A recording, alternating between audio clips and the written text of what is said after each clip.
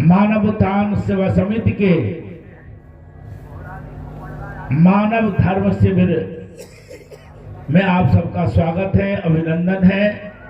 संत कबीर कहते हैं, तीर्थ नहाए एक फल, संत मिले फल चार, सतगुरु मिले अनेक फल, कहे कबीर विचार।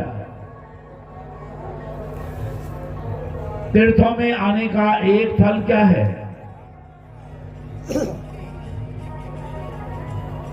तीर्थों में आने का जो मूल एक फल है वह है संतों का सानिध्य प्राप्त करना, संतों का दर्शन करना, सानिध्य प्राप्त करना और उनके संत महात्माओं के सत्संग प्रवचनों को श्रवण करना।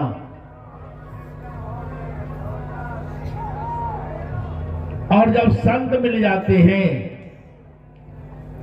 तो ज्ञान की जो चार साधना है परमात्मा की प्राप्ति का, उसका वह बोध करा देते हैं, सद्गुरु से मिला देते हैं और जो अनंत परमात्मा है उसका दर्शन करा देते हैं। और जब परमात्मा की प्राप्ति हो जाती है तो दुनिया में फिर कुछ पाना बाकी नहीं रहता। भाइयों बहनों, सत्संग के अंदर साधु महात्मा मानव तन की महिमा गाते हैं, सत्संग की महिमा गाते हैं, नाम का और ज्ञान का विवेचन करते हैं, ज्ञान वैराग्य और भक्ति का संदेश देते हैं और परमात्मा का सच्चा नाम क्या है, स्वरूप क्या है, अपने सत्संग के माध्यम से उस पर प्रकाश डालते हैं। शास्त्रों में नाम की सबसे अधिक महिमा गाई गई है। तुलसीदास जी कहते हैं, बंदाओ नाम राम रघुवर को, हेतु कृषानु भान हिमगर को, विधि हरि हरमय वेद प्राण सो, अगुण अनुपम गुण निधान सो। मैं रघुवर राम के नाम की वंदना करता हूं और वह जो रघुवर का नाम है कैसा है? वह हेतु किसान भान हिमकर को, वह कृषाणु का, भानु का और हिमकर का हेतु है, कारण है, उत्पन्न करने वाला है, बनाने वाला है। बंदाओ नाम राम रघुवर को, हेतु कृषाण भान हिमकर को, विधि हरिहरमय वेद प्राण सो, अगुण अनुपम गुण निधान सो। वह नाम यद्यपि है गुण रहित, गुण रहित से तात्पर्य उसमें कोई गुण है ऐसा नहीं। वह सत रज और तम जो तीन गुण हैं जिससे सारा संसार बंधन में पड़ता है, जिससे सृष्टि उत्पन्न होती है, सृजन के बाद पालन होती है और फिर विनाश को प्राप्त होती है। वह तीनों गुण ही सारे संसार के बंधनों का कारण है। तीनों गुणों के ही द्वारा सारे संसार की रचना होती है और जिसकी रचना होती है उसका नाश भी होता है। तीन गुणों के तीन देवता हैं। सतोगुण के देवता हैं, अधिष्ठाता है भगवान विष्णु। रजोगुण के अधिष्ठाता है ब्रह्मा जी और तमोगुण के जो अधिष्ठाता है वह है भगवान शंकर। इन तीन गुणों से ही सारे संसार का सृजन, पालन और संहार होता है। लेकिन वह सारे गुणों का निधान होने के बाद भी, सारे गुणों का सागर होने के बाद भी वह गुण रहित है, वह निर्गुण है, निराकार है और वह भाषा से, वाणी से अति परे है। भगवान विष्णु के 24 अवतार हुए। कुछ लोग रजोगुण के उपासक होते हैं और कुछ लोग तमोगुण के उपासक होते हैं। तमोगुण के देवता भगवान शंकर हैं और रजोगुण के देवता ब्रह्मा जी हैं। रजोगुण बुद्धि प्रधान है, तमोगुण भावना प्रधान है और सतोगुण विवेक प्रधान है। भावना अपने आप में अंधी होती है।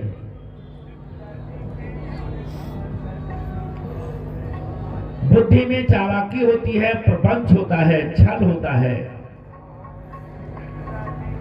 लेकिन विवेक क्या है? यथार्थ का वह बोध है। जो जैसा है वैसी प्रतीति विवेक की प्राप्ति के बाद होती है। अंधेरे में आप जा रहे हैं, तम का मतलब होता है अंधकार।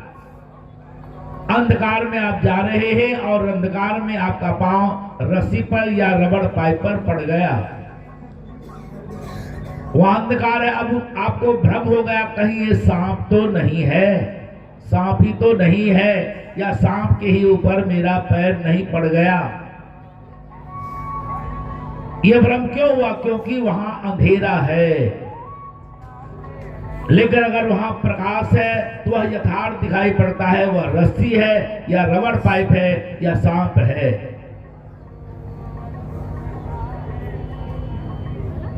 जो दानव लोग होते हैं वह भोगों की कामना करते हैं।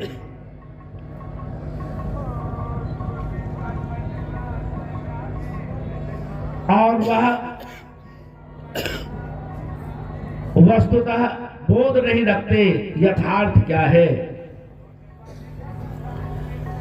रजोगुण की उपासना करने वाले, ब्रह्मा की उपासना करने वाले ब्रह्मा से राज्य की कामना करते हैं, भोगों की कामना करते हैं, ईश्वर की कामना करते हैं।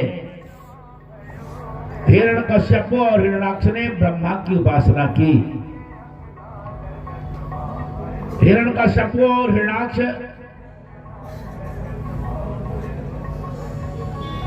ब्रह्मा से वरदान मांगते हैं। हिरण्यकश्यप तो कहता है न मैं दिन में मरूं न रात में मरूं, न मनुष्य मरूं न जानवर से मरूं, न सुबह मरूं या शाम मरूं, न अस्त्र से न शस्त्र से, न घर में न बाहर में। एक तरह से वह अपने आप को अमर बनाने के लिए वरदान मांगता है और ब्रह्मा जी उसे कहते हैं तथास्तु। और जब वरदान मांग लेता है दानव या जो प्रपंची है, जो रजोगुण प्रधान व्यक्ति है, फिर वह पागल हो जाता है। क्योंकि विवेक नहीं उसके पास। धन पाकर, राज पाकर, वैभव पाकर क्या करना है क्या नहीं करना है, क्योंकि उसके पास विवेक नहीं है। और वह फिर अंधा हो जाता है। फिर वह सबको सताने लगता है, अत्याचार करने लगता है। रावण ने शंकर और ब्रह्मा दोनों की उपासना की। यद्यपि हिरण्यकश्यप भी ऋषि पुत्र है, कश्यप ऋषि का वह पुत्र है, और इधर जो रावण है वह भी ऋषि पुत्र है। विश्रवा का वह पुत्र है ऋषि विश्रवा का पिता पुलस्त है, पुलस्त का पिता ब्रह्मा जी।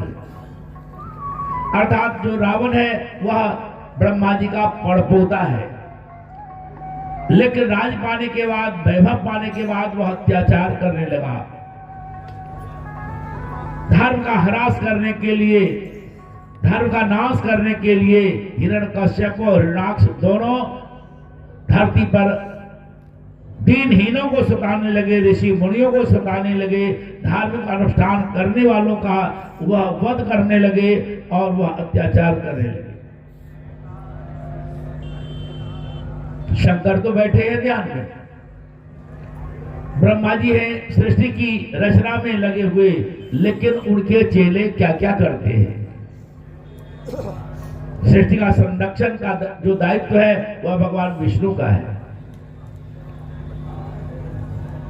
और कोई भी आदमी जो उसके मातहत होता है वह अत्याचारी भी होता है, वह उसको कुछ कहता नहीं है।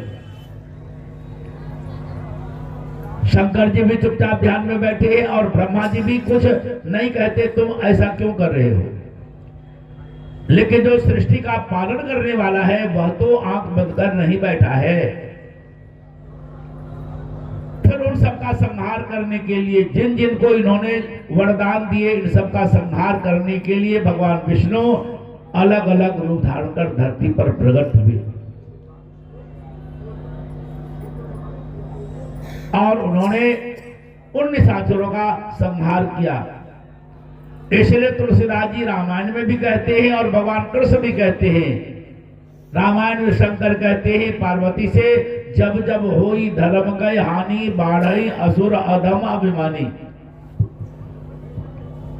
वरण निजाय अधम कय करनी, सीधा ही विप्र धेनु सुर धरणी, तब तब धरि हरि विविध शरीरा, हरै कृपा निधि सज्जन पीड़ा।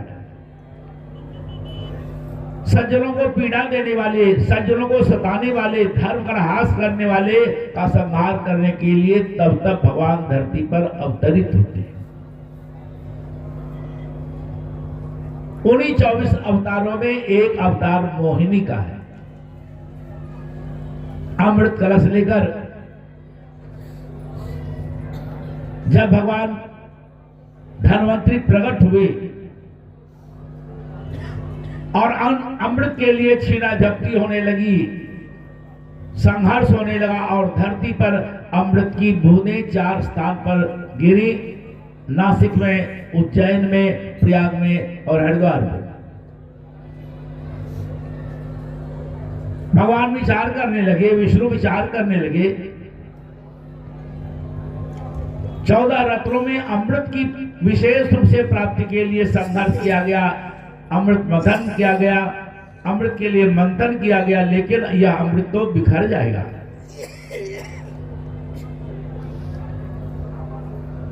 वारुणी मिला था किसे? दानवों को।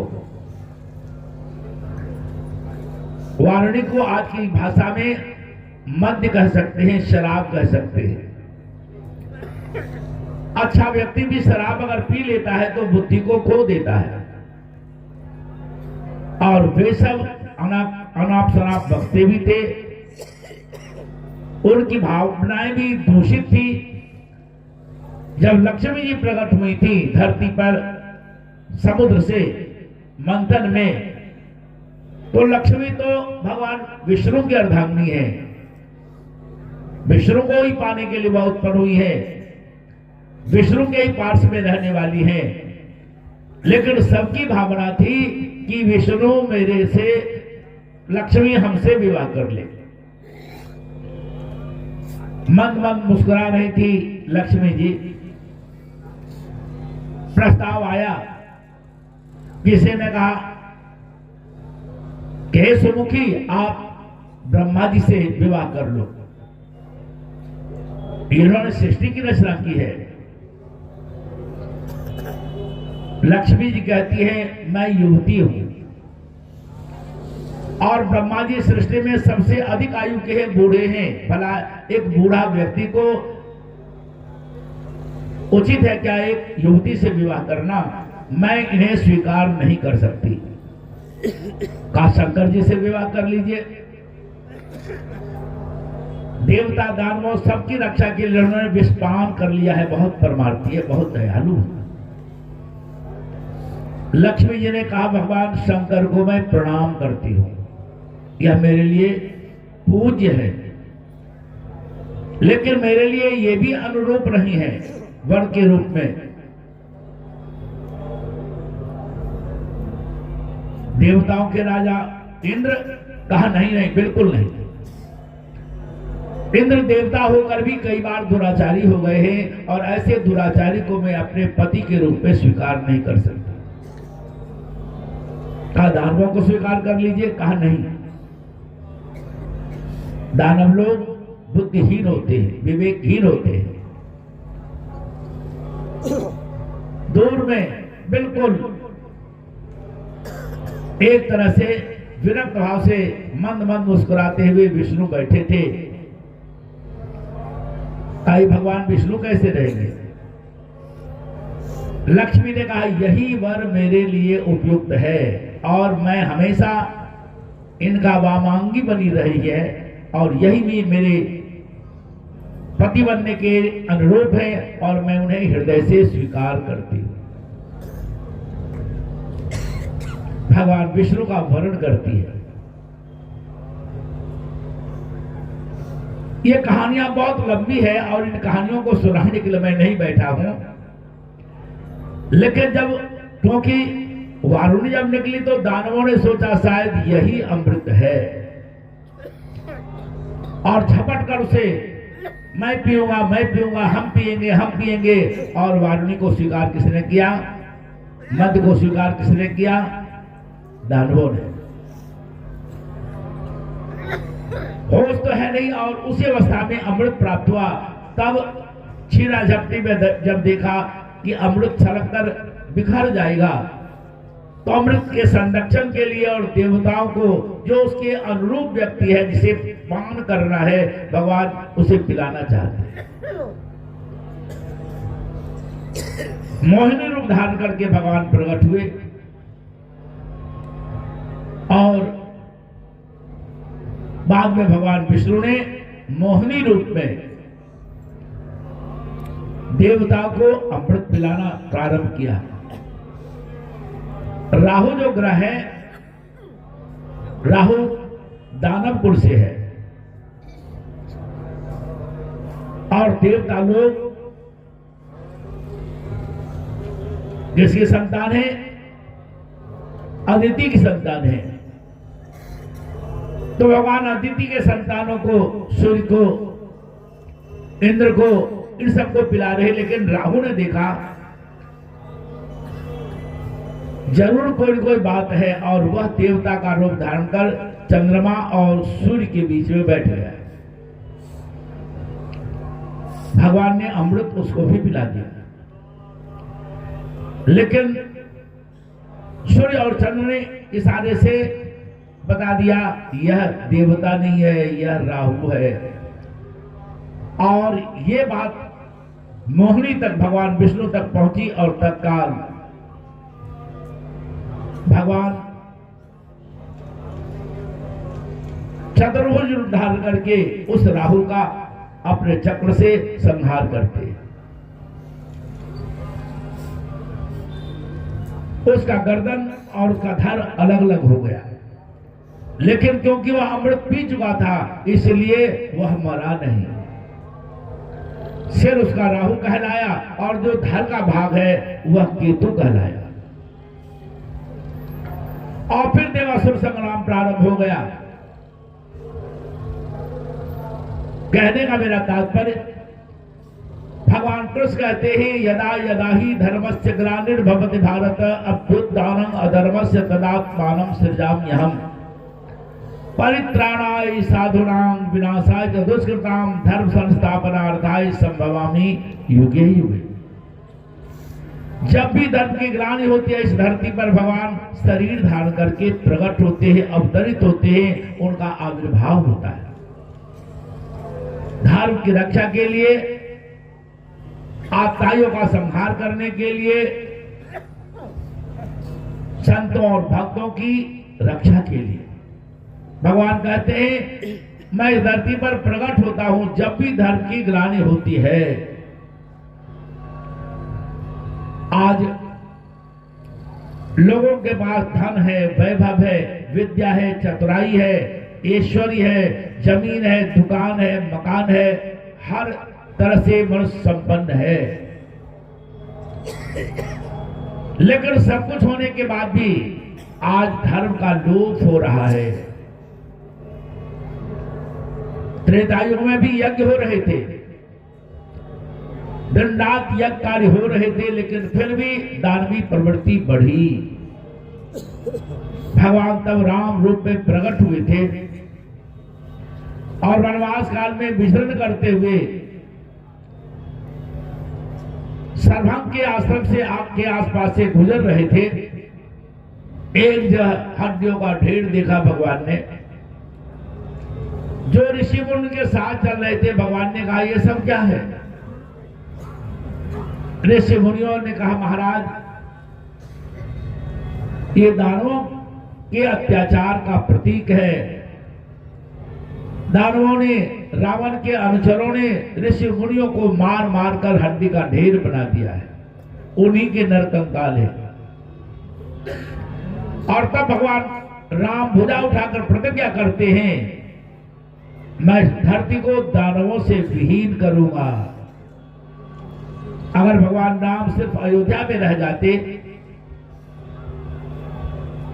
वनवास काल में वन में विचरण नहीं करते, तो राम निसंदेह उस हड्डी के ढेर को नहीं देखते और राम जी तक यह संदेश नहीं पहुंचता कि उनके राज्य में क्या अत्याचार हो रहा है। जो महापुरुष है धरती पर विचरण भी करते हैं, जगह जगह जाते हैं, अपनी निगाह से देखते हैं, अपने नेत्रों से देखते हैं। भगवान ने फिर धरती पर धर्म की संस्थापना की। बाद में भगवान राम के अर्धांगिनी सीता का भी अपहरण कर लिया रावण ने। और तब धरती पर नारी के सम्मान की रक्षा के लिए उन्होंने रावण का संहार किया। रावण का कुल सहित संहार किया गया और फिर भगवान अयोध्या पधारे। भगवान का राज्याभिषेक हुआ और राज्याभिषेक हुआ जब, तो भगवान राम को हम क्या कहते हैं? मर्यादा पुरुषोत्तम। एक गृहस्थ को क्या क्या आचरण करना चाहिए, कैसे माँ का सम्मान करना चाहिए, माँ की आराधना करनी चाहिए, माँ की पूजा करनी चाहिए, पिता का सम्मान करना चाहिए, गुरु का सम्मान करना चाहिए, राजा होकर प्रजा की कैसे पालना की जाती है, सारी बातें अपने आचरण के द्वारा भगवान राम ने सारे संसार को बताया। 24 अवतारों में सभी अवतार पूजनीय हैं, वंदनीय हैं और धर्म की संरक्षण के लिए ही उनका अवतरण हुआ था भगवान का। लेकिन भगवान राम को मर्यादा पुरुषोत्तम और भगवान कृष्ण को लीला पुरुषोत्तम कहा जाता है। भगवान ने धर्म की रक्षा की, अधर्म का नाश किया, दानवों का संहार किया और सारे संसार में भगवान राम और भगवान कृष्ण का जय जयकार होने लगा। हम सभी लोग भगवान राम की जय, श्यावर राम की जय, वृंदावन बिहारी की जय, भगवान श्री कृष्ण चंद्र की जय, हम लोग जय जयकार करते।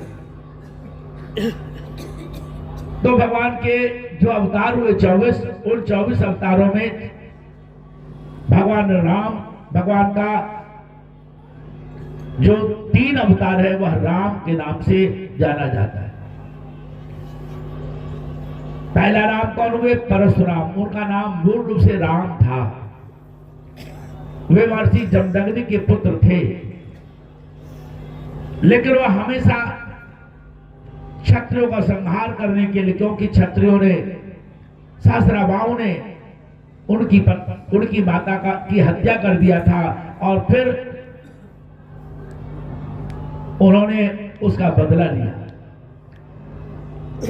तो कहा जाता है 21 बार क्षत्रियों का संहार किया और जो क्षत्रिय क्षमा मांग लेते थे उन पर वह अस्त्र नहीं चलाते थे, परशुराम फरसा नहीं चलाते थे। शंकर भगवान का दिया हुआ उनका एक अस्त्र था परशु, जिसे संस्कृत में परशु कहते हैं, वही गांव में फरसा कहते हैं, कुल्हाड़ी कहते हैं। हमेशा कंधे पर लिए ही चलते थे, तमतमाते रहते थे।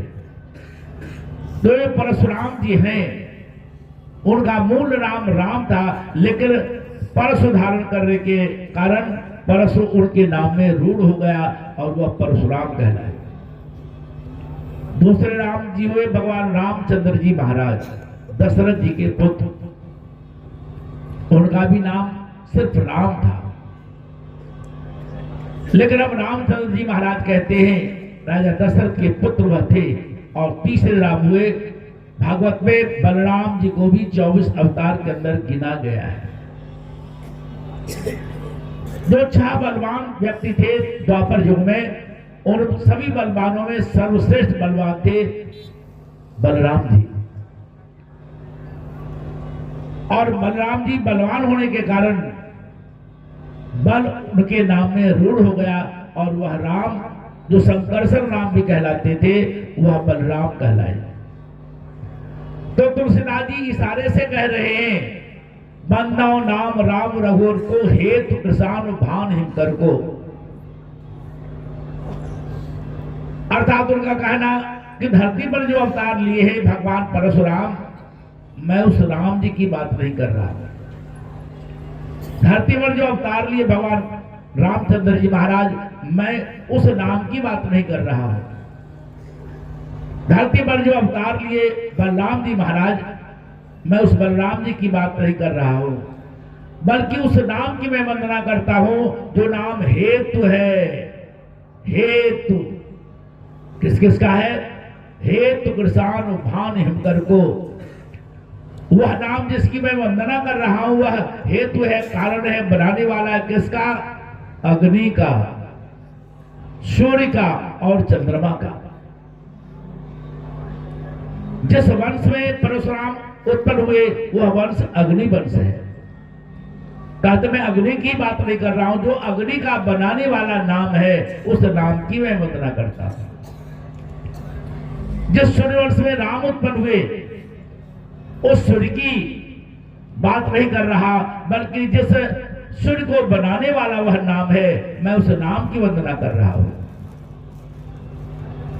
मैं इस बलराम जी की बात नहीं कर रहा हूं। जिस नाम की मैं वंदना कर रहा हूं वह नाम बनाने वाला है उस हिमकर का, चंद्र का, जिस चंद्र वर्ष में बलराम जी उत्पन्न हुए। उसका कारण है वह नाम जिसकी वंदना की जा रही है तुलसीदास जी के द्वारा। हेतु कृषाण भान हिमकर को विधि हरि हर मय वेद प्राण सो। वह राम अपने आप में ही ब्रह्मा विष्णु महेशमय है।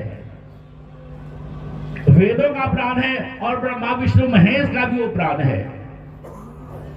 जैसे हम प्राण के बिना कुछ नहीं कर सकते, उसी तरह उस नाम की शक्ति के बिना ब्रह्मा जी कुछ नहीं कर सकते। उस नाम की शक्ति के बिना भगवान विष्णु कुछ नहीं कर सकते। उस नाम की शक्ति के बिना भाइयों बहनों शंकर भगवान कुछ नहीं कर सकते। ये तीनों देवता पहले ध्यान करते हैं। ब्रह्मा ध्यान की शक्ति से, नाम सुमरण की शक्ति से सृष्टि रचना की शक्ति प्राप्त करते हैं। जब जब भगवान को अवतार लेना होता है भगवान विष्णु को, आप देखेंगे पहले अवतरित होने से पहले शक्ति संचय करते हैं, नाम की कमाई करते हैं। कृष्ण अवतार लेने से पहले नरनारायण के रूप में गंधमादन पर्वत पर हजारों वर्ष तक भगवान नर और नारायण के रूप में भजन करते हैं, नाम की कमाई करते हैं। और महाभारत में लिखा है जब पहली बार जब दोनों वहां नर नारायण भगवान तपस्या करते थे गंधमादन पर्वत पर, आज वह गंधमादन पर्वत नर नारायण पर्वत कहलाता है। महाभारत काल में उसे गंधमादन पर्वत कहा जाता था।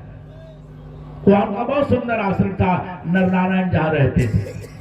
पांडवों ने भी उस नर नारायण पर्वत को देखा था और नर नारायण के उस आश्रम को देखा था वनवास काल में। लोमस जी ने बताया ये नर नारायण ऋषि का आश्रम है।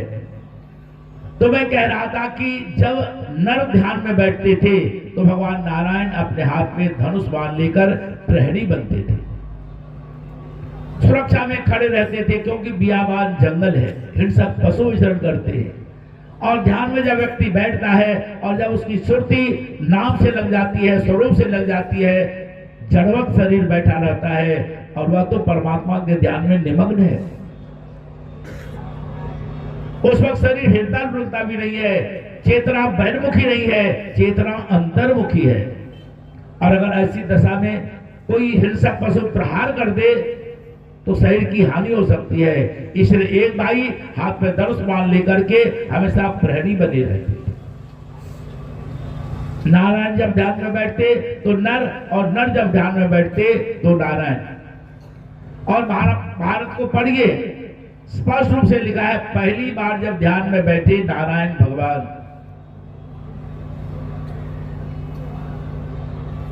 तो 66,000 वर्ष तक ध्यान में बैठे रहे। फिर जब उन्होंने ध्यान तोड़ा तो नारायण के बाद नर बैठे, और फिर दोबारा जब नारायण बैठे तो उससे दूने वर्ष अर्थात 66 का दूना कितना होता है? 132।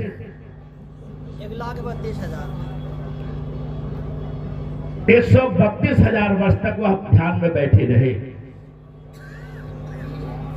तो ये नारायण नर सभी ध्यान करते हैं, सभी नाम की कमाई करते हैं, सभी भजन करते हैं। तो भजन हमारे लिए भी जरूरी है। हर मानव के कल्याण के लिए, हर मानव शरीरधारी जो आत्माएं हैं, नर्तन हमने इसीलिए पाया है, नर्तन पाई यतर कर ऐसा, जिससे वह करतार मिले, ऐसी सुंदर योनि पदार्थ फिर न बारंबार मिले। नर्तन पाए विषय मन देही, पलट सुधाते सठ मिसले ही, ताई कबहु फल कहे कि कोई, गुंजा ग्रहे परस्पर कोई।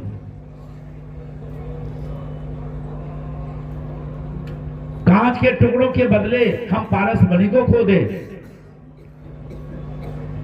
एक छोटी सी घुंघची होती है, लाल और काले रंग के चितकबरी। सोनार सोने को सबसे कम तौल में तौला जाता है तो उस घुंघची से तौला जाता है। तो उस घुंघची से हम सोने को तौलते हैं, लेकिन घुंघची का कीमत और सोने के कीमत में तो जमीन आसमान का अंतर है। ये जो मनुष्य शरीर है यह बेशकीमती है खाना पीना जीने नो, नहीं जीना खाना पीने नो, लख लानत ऐसे कमीने नो, जड़ा खांदा पींदा मर जाना। सिर्फ खाने पीने के लिए जीवन नहीं मिला है, खाना पीना जीवन रखने के लिए है। लेकिन हम जीवन क्यों धारण करना चाहते हैं? भगवान का भजन करने के लिए। भगवान शंकर इसीलिए माता पार्वती से कहते हैं, उमा कहो मैं अनुभव अपना, सत हरि भजन जगत सब सपना।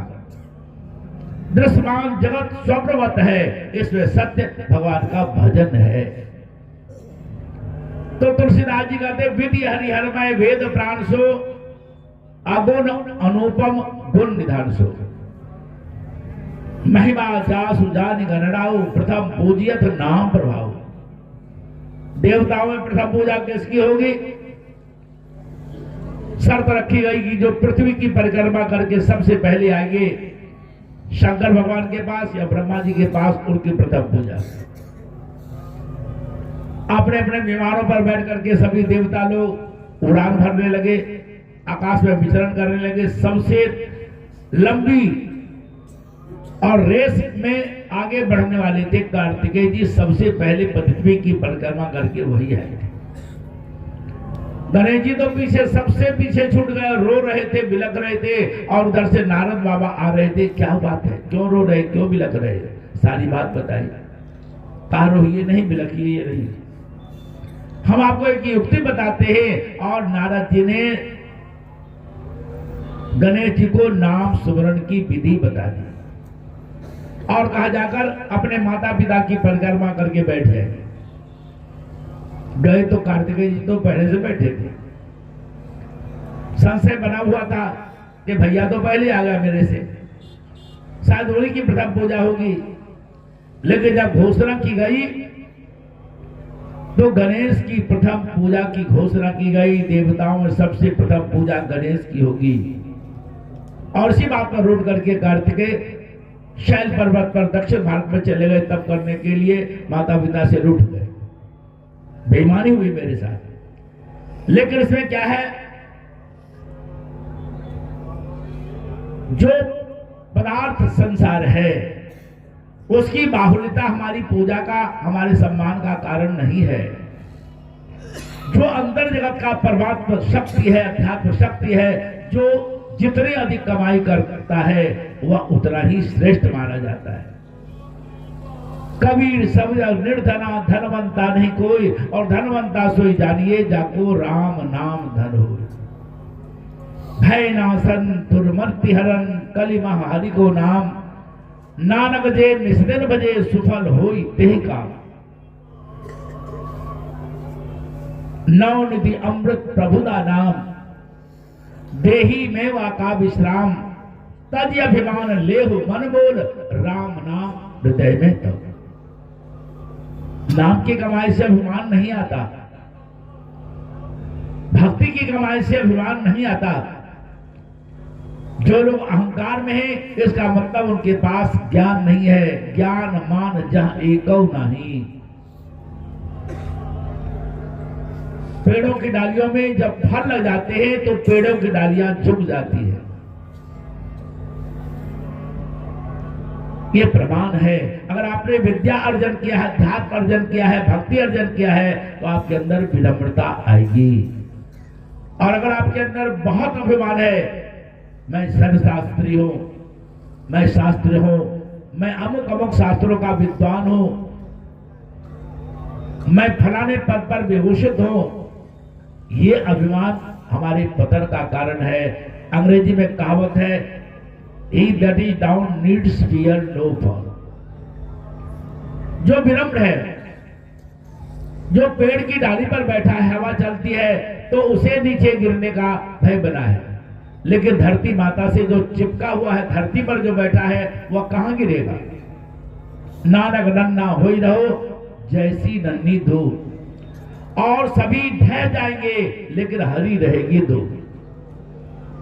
धूप तो हमेशा धरती माता से चिपकी हुई है, धरती माता की गोद में है, और वह हमेशा हरी ही रहती है। तो भक्ति में विनम्रता चाहिए, अहंकार नहीं। तो नाम की कमाई की बात में कह रहा था कि गणेश जी की जो देवताओं में प्रथम पूजा हो रही है, वह गणेश जी का अपना प्रताप, अपना प्रभाव नहीं है, उनकी अपनी महिमा नहीं है। महिमा जासु जानि गर्राऊ, प्रथम पूजियत नाम प्रभाऊ। नाम के प्रभाव से उनकी प्रथम पूजा होती है। उस नाम को समय के सद्गुरु की शरण में आकर जानना चाहिए।